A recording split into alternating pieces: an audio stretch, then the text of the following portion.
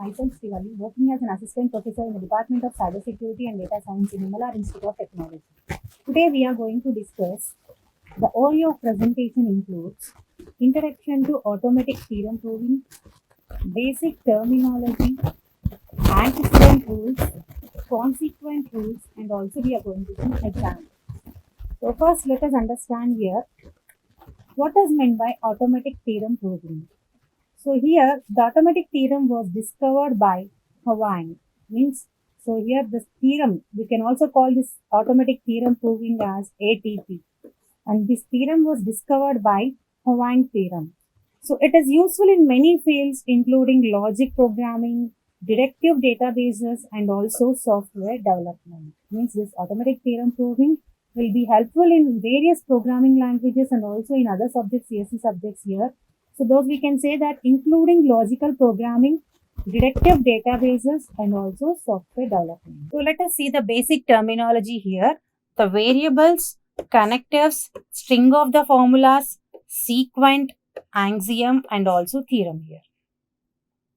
So here let us understand what is meant by this variables. So here the capital letters A comma B comma C. So or we can also call it as P, Q, R. So these are all used as a statement variables. So variables are basically nothing but you can use any type of variables like A, B, C or P, Q, R, S, X, Y, Z. You can use any type of the variables, capital letters as the statement variables. So what are connectives?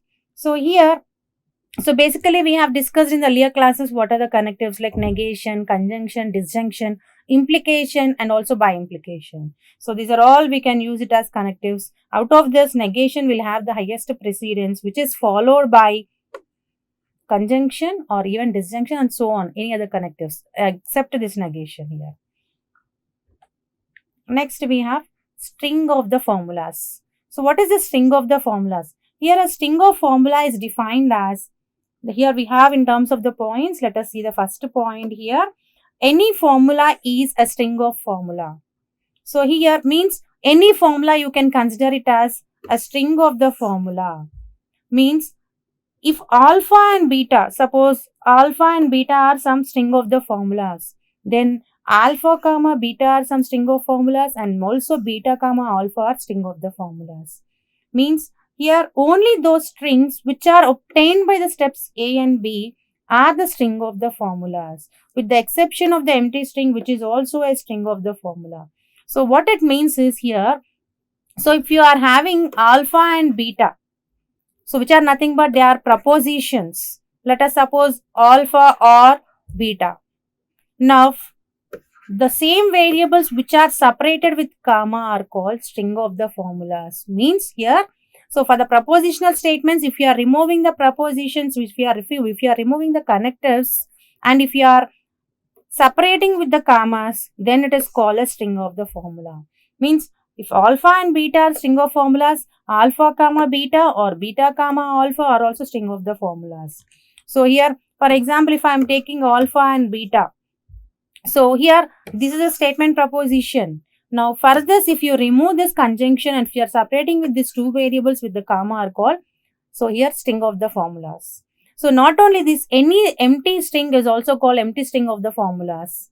So here example, the strings ABC, BCA, ACB, etc. These are all same. Means here, for example, if you have ABC in a proposition, that is A or B or C, then ABC is a string of formula, or ACB is a string of the formula, or here BCA is string of the formula, CAB is also a string of the formula. Like that, all possible cases are string of the formulas. Here order doesn't matter. Means order is not mandatory here.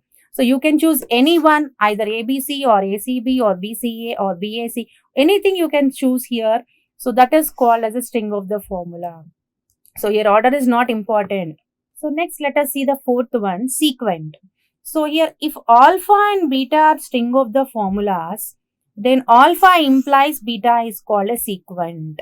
Means whenever alpha and beta are called some string of the formulas which are separated with the commas, then we can say this alpha implies B is called a sequent. So you will be denoting the sequent implication. Upward of implication is there will be a yes, which is nothing but what it means is sequent. So if alpha and beta are string of the formulas, then alpha implies B. So here yes is called a sequent. Means you can pronounce it as alpha is sequent to beta.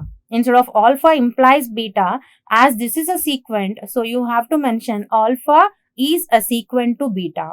So here alpha, beta are antecedent and consequent. Means here, so this first one we can call it as antecedent.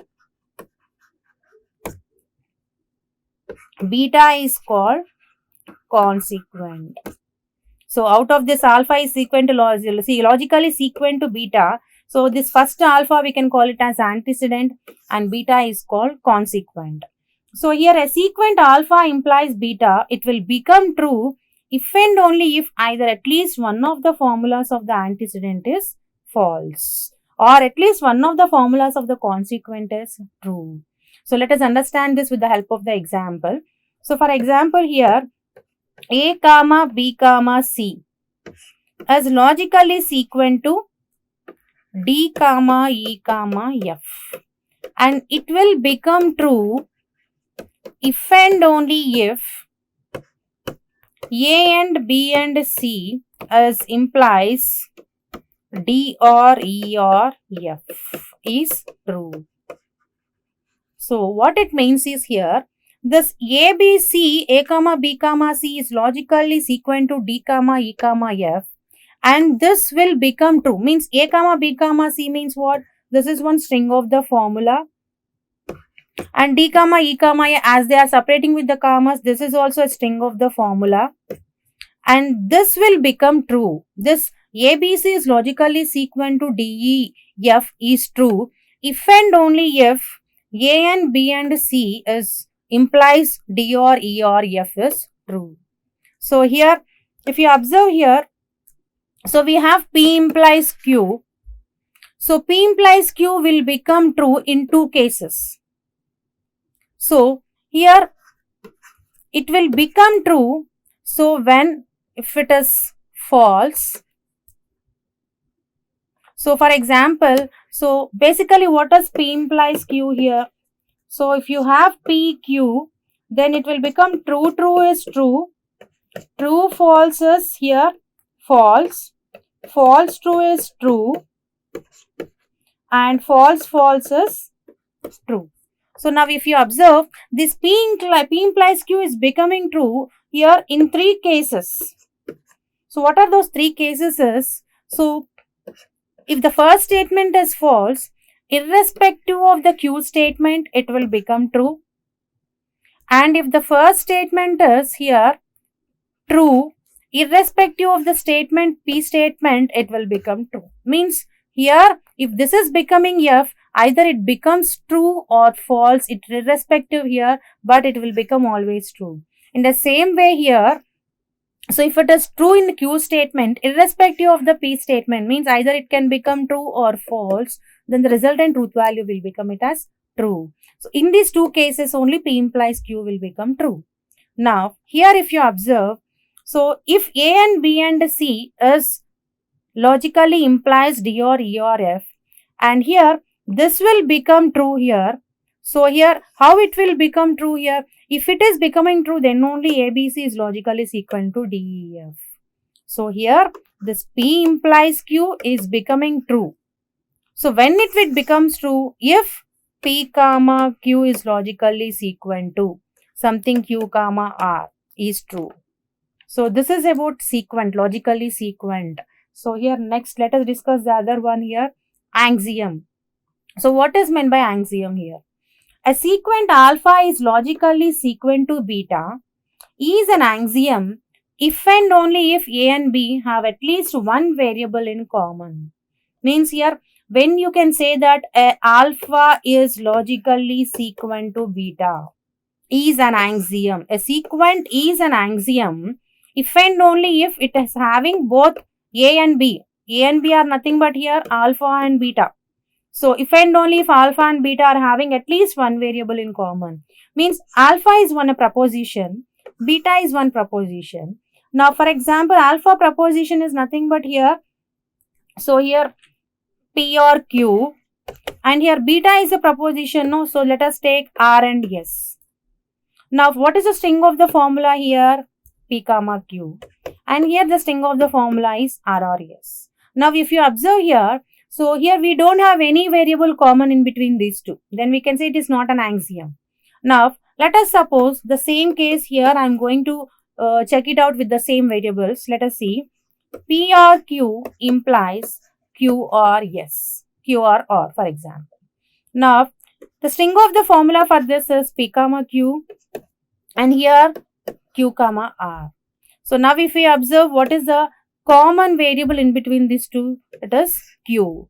So as this is common, then we can say that it is called alpha implies alpha is logically sequent to beta is axiom. So like this we can say that here. So if alpha implies beta is logically sequent to beta, if alpha is logically sequent to beta, so then if this is an axiom, how we can say this is an axiom? If you have at least one variable in common in both the propositions, in both the string of the formulas. So now let us see the theorem here.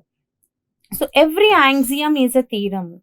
Yes, here if that is an axiom, then we can say that is called a theorem. Means if alpha implies beta, means if alpha is logically sequent to beta is a axiom, then we can say that it is also called a theorem. Now, if a sequent alpha is a theorem and beta results from alpha through the use of one of the 10 rules of the system which are given, then beta is a theorem. So what is the meaning here? So as we have already from the previous slide, we have discussed that here alpha is logically sequent to beta, and if that is considered as an axiom, then we can say that it is called a theorem. It means every axiom is a theorem. So now if a sequent alpha, so for example, this is an alpha, what is a theorem? This is a sequent, it is a theorem. It is already proved that it is an axiom, then it is a theorem. So if that is a theorem, and if this beta results from alpha, means this is a result. So this beta results from the alpha through the use of the one of the 10 rules. Means how you can derive that beta results from alpha here by using the 10 rules. Means here we are using 10 rules. So out of these 10 rules, we can use any one of the rule and we can prove that beta results from one of the alpha. So then we can say that beta is also called a theorem. Means if alpha is proved as a theorem and beta we are deriving from the alpha, then we can say that here beta is also called a theorem. Now sequence obtained by A and B are the only theorems. Means the sequence whichever are obtained by these two A and B, these are only called the theorems. So here we have some antecedent rules and consequent rules. So as we have just discussed that here, so beta is resulting from the alpha. So how it is resulting from the alpha? Through the use of some 10 rules, and those 10 rules are the antecedent rules and consequent rules. Means 5 antecedent rules and 5 consequent rules. So let us see these rules, then we can go for the problem solving. Now, rules for automatic theorem proving. So out of that, first one is called antecedent rules.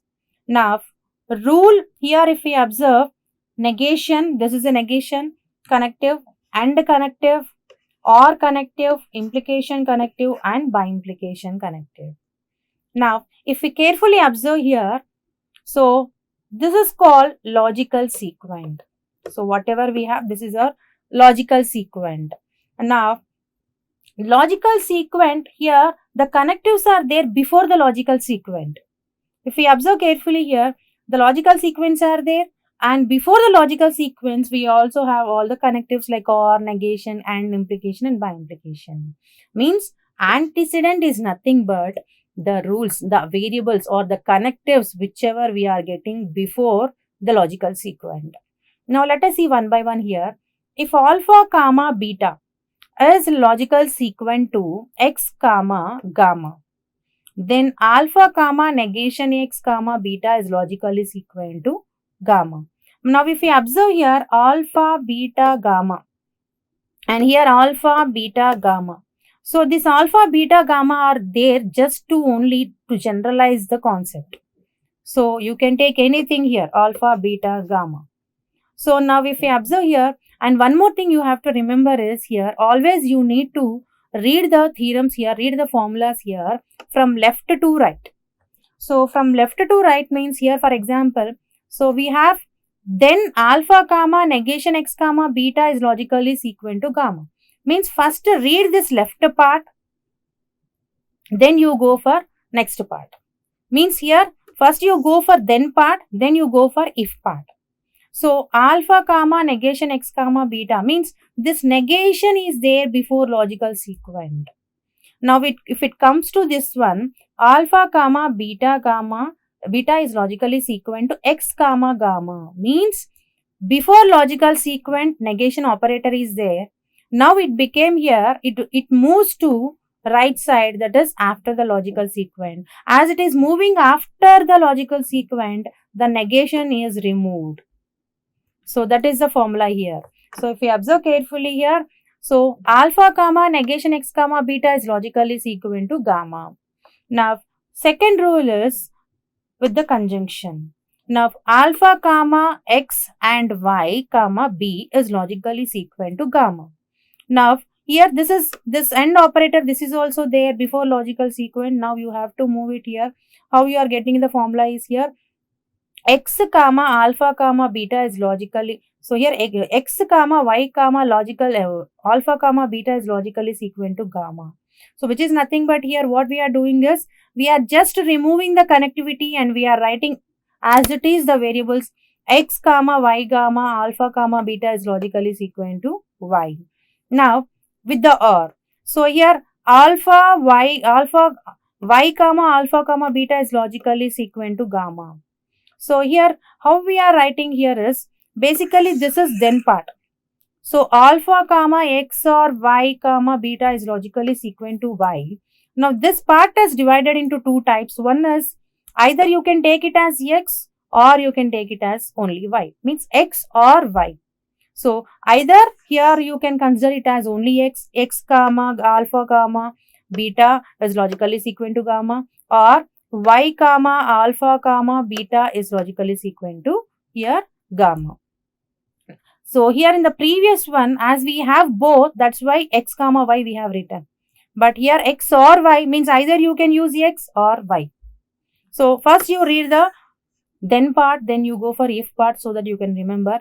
And why we have gone first then part, then for if part is while solving the problems, we can understand it here. Now here alpha comma x implies y comma beta is logically sequent to gamma. Now here, so this one how you can transfer it is y comma alpha comma beta is logically sequent to gamma, or we can take it as alpha comma beta as logically sequent to x comma gamma. Means here y part is there left side and x part is there right side. So both you have to use it. Whenever you get before the logical sequent implies symbol, you have to use these two here.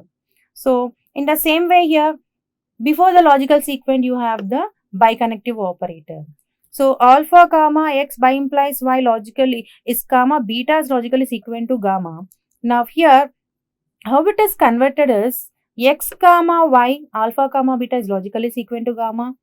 Alpha comma beta x comma y means either both are used on left side or right side. So previously here if y is there, use left side. So in the next one x will be used right side. So like that we have. So if you observe carefully, these rules are very, very easy and also easy to remember also. So why we are calling this as antecedent rules are before the logical sequence we are using the connectives. By this we will end the session for today. Thank you.